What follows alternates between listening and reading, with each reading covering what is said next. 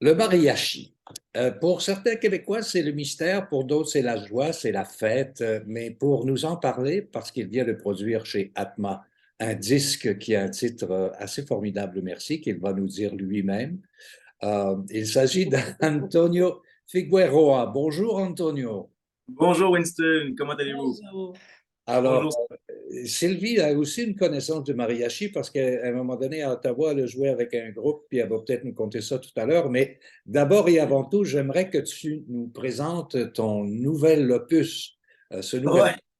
Ouais. Alors, ben oui, Canciones de mi abuelito. C'est un album dont l'idée est née pendant la pandémie. Juste un peu avant la pandémie, en fait, on était en train d'enregistrer l'intégrale de Massenet. Et puis, Joanne Goyette, qui était directrice à l'époque de Atma Classique, me lance comme ça à la fin d'une séance. Pourquoi on ne ferait pas un disque de chansons mexicaines, tu sais? Et J'ai dit, ben oui, Joanne, pourquoi on ne ferait pas un disque de chansons mexicaines? Alors, et puis comme je suis toujours du genre, ouais, ouais, c'est une bonne idée, tu sais. Elle dit non, là, ça suffit, tes ouais, tu viens avec une guitare, et puis tu viens, on va enregistrer deux, trois chansons, on va passer ça au directeur. Donc, la semaine d'après, j'arrive avec mon père et sa guitare, on chante deux, trois chansons, les gens d'Atman aiment ça, et puis là, ben, les choses se sont enfilées. La pandémie. Attendez. Ben voilà, c'est ça. Donc, et puis, donc, les choses se sont enfilées. On est allé enregistrer ça où on avait enregistré les Massenets. Et puis, à l'église Saint-Benoît, à Saint-Eustache. Et puis, ben voilà, c'est l'idée, c'est ça, mais le parcours est tout autre, par mais exemple. pendant qu'on a cette photo-là, peux-tu nous présenter chacun des membres de la famille Alors, Figueroa? ouais, donc celui qui est à ma droite, c'est mon père. Avec le Père Noël, le Mexicain, là. Ah, Ça, c'est mon père, José Luis. À sa droite, à lui, c'est mon frère, Alexandre. Complètement à l'extrême gauche de la photo, c'est mon oncle, Manuel. En haut, avec le chapeau, mon cousin Esteban. Puis avec la trompette, mon cousin Tommy. et Donc, celui qui est responsable des arrangements, c'est lequel? c'est Esteban, c'est celui avec le chapeau. Avec le chapeau. Ouais, ouais, ouais. OK. Ceci dit, donc, vous avez décidé d'enregistrer ça. Ben Mariachi, oui, ça veut dire quoi pardon. exactement? Mariachi, ça veut dire quoi en français? Semble-t-il que ça aurait son origine à l'époque où la France était présente au Mexique, surtout dans la partie nord là, du Mexique. Il y a eu une période où la France a essayé de conquérir un peu cette. Et puis, donc, il y avait pas mal de Français. Et puis, les musiciens, donc ça viendrait du mot mariage, mariachi, musique pour mariage, pour festoiement. Donc, c'est un peu de là que vient l'origine du mot, viendrait l'origine du mot.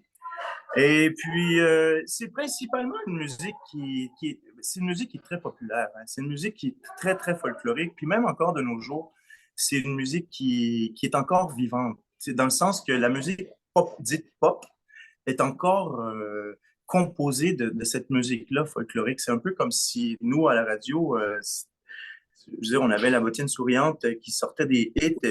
C'est un peu l'équivalent, là, tu sais. Donc, c'est un folklore qui est très, très proche encore du quotidien mexicain.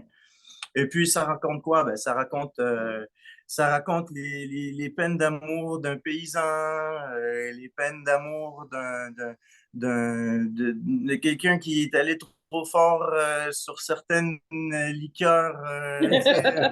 Tequila time. Ben voilà, exactement. Donc, c'est urbain, c'est très urbain, c'est très, en même temps, très de la terre, avec beaucoup de. Puis c'est des textes qui sont très crus. Tu sais, ça va droit au but. Tu m'as fait mal, je suis ici, puis j'ai mal, puis je chante que j'ai mal, puis ça fait mal. Tu sais, donc, c'est très premier niveau. Et puis c'est très premier niveau aussi, je dirais. Et puis là, je le dis d'une façon absolument pas péjorative, là, mais c'est une musique qui est relativement simple. Puis il faut savoir que dans des concerts ou des spectacles de mariachi, tout se joue par cœur, tout se joue, tu sais, il n'y a pas de partition, il n'y a pas rien.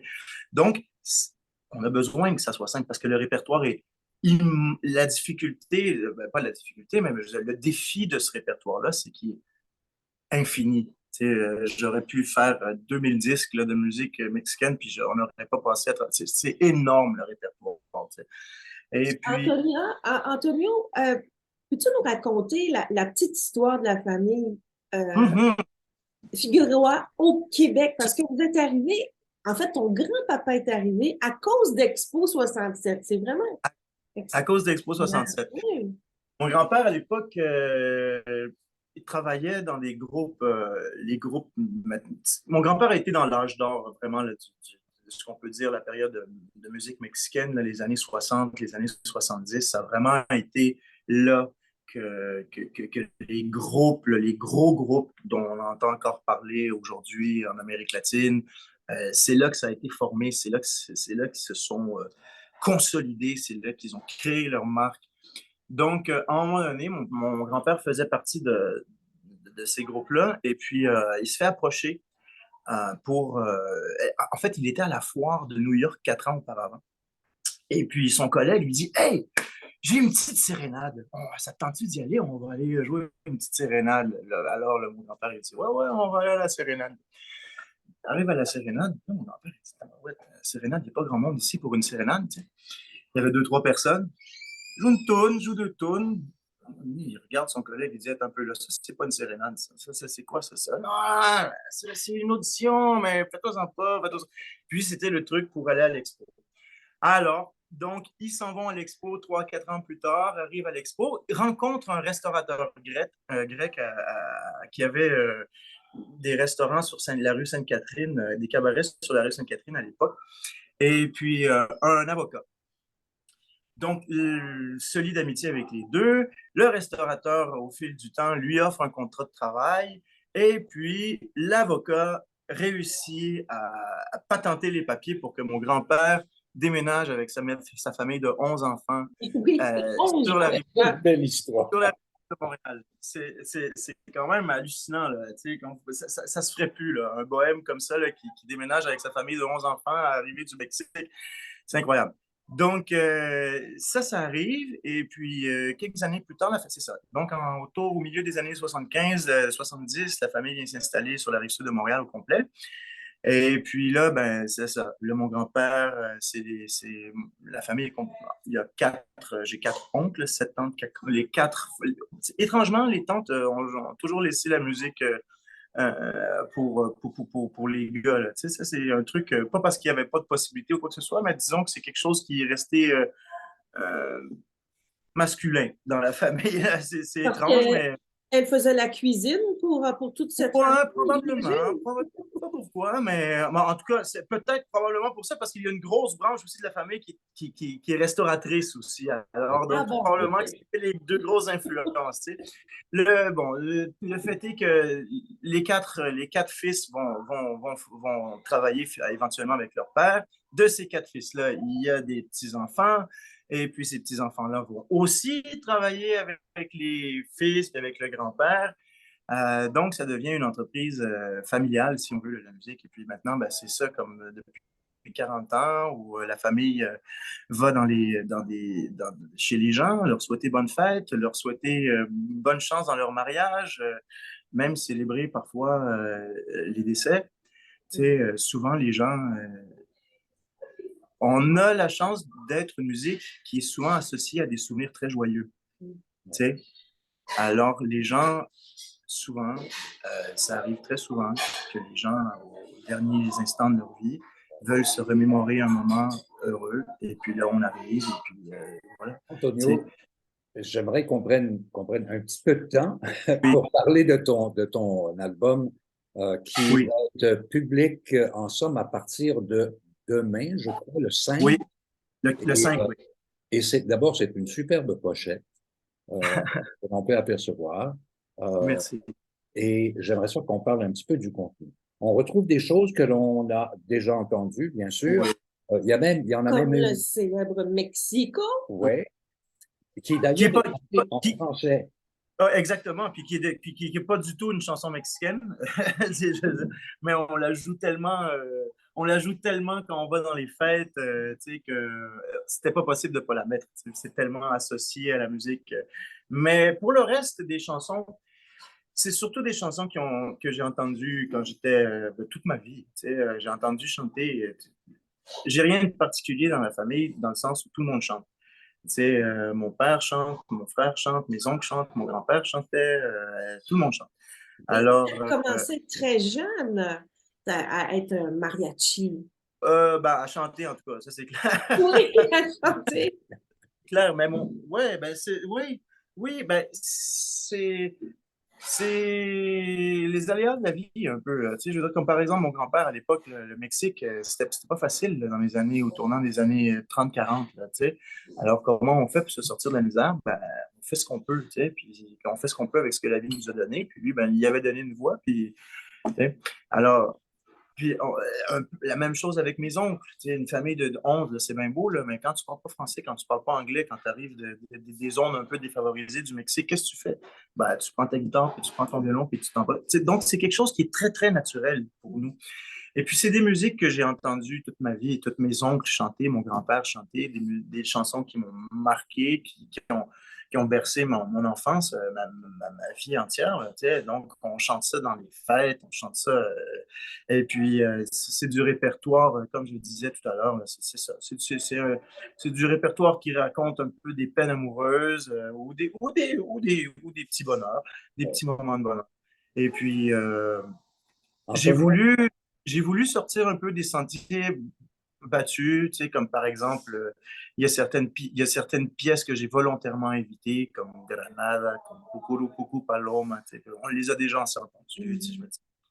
Et alors, je vais proposer autre chose des mêmes compositeurs, comme Españolerias d'Agustín Lara, d'autres Huapangos que Cucurucucu, que tout le monde connaît, puis que tout le monde, tu sais.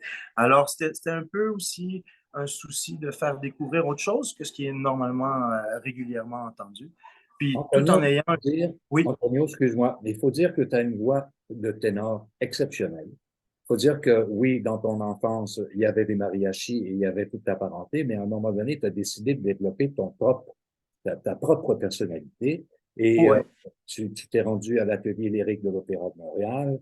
ouais, Tu sais, bon, alors tu as cette partie-là de ta carrière qui ouais. t'amène ailleurs. Tu sais, Ah, complètement. tu Ben, dès le départ, on dirait que ça a été comme un peu le destin parce que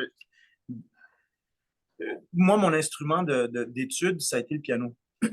Alors, le piano, ça n'a rien à voir avec la musique mexicaine. Donc, j'ai été comme à part. Tu sais, j'ai fait mon parcours à part de la musique en famille. Donc, tout de suite, j'ai été absorbé. Puis, c'est une musique que j'aime autant que la musique mexicaine. Je veux dire, la musique classique, c'est quelque chose qui, est, qui a fait partie de ma vie depuis toujours. Tu sais. Puis il y a ça, plus c'est quelque chose. il y a plusieurs, Antonio. Je nomme les pêcheurs de perles, évidemment, Oui, que tu as bon, chanté à Avignon. Tu as oui, travaillé à l'Opéra de Paris, la oui, Philharmonie de Paris, tu as travaillé à Toulouse. oui, Tu sais, tu as travaillé avec Peter Brook, qui est un metteur en scène extraordinaire. Donc, tu oui, as une carrière lyrique oui. importante et imposante. Et tu as même travaillé avec le célèbre, là les gars vont m'aimer, le célèbre groupe Quartum. Oui, madame, je suis allé faire une petite... Absolument, absolument. En 2018-2019, j'ai fait une petite incursion avec mes amis. En fait, c'est des amis d'université, tu sais. Et Mhm. puis, Gaétan, qui était parti, qui avait quitté le groupe, qui était aussi un ami de l'université. Donc, les boys m'ont demandé, hey, ça te tente-tu de venir chanter un peu? Puis moi, j'avais envie de me rapprocher un peu, là, parce que c'est bien beau, comme vous dites, Winston, mais quand on a de la famille, tout ça, partir 7, 8, 9 mois par année, c'est des gros sacrifices de vie quand même. Je ne sais pas si je vous... Ouais. Alors, je devrais peut-être mentionner que le disque, ben, je l'ai déjà dit, je pense, le disque est disponible à compter de demain. Je vais remettre à l'image la pochette du disque pour qu'on l'imprime très bien dans notre mémoire. Chanson de mon papy, Canciones de mi abuelito. Ouais. Est-ce qu'on s'entend? Oui, Oui, oui, absolument. oui. Alors écoute, Ouais, notre temps est à peu près terminé, Antonio. oui. J'aimerais te remercier de t'être rendu disponible et si ouvert à raconter ton histoire. Tu es un raconteur fabuleux en Oui. même temps. Ah, Ça a été vraiment merci. un plaisir. Et puis, Merci. j'espère qu'on va reprendre ça et qu'on te regardera sur scène un de ces bons soirs. Ben, Merci merci beaucoup, beaucoup, Winston. Merci beaucoup. Au revoir. Merci. Antonio. Merci. Au revoir. Ciao. Oups. Ciao, ciao.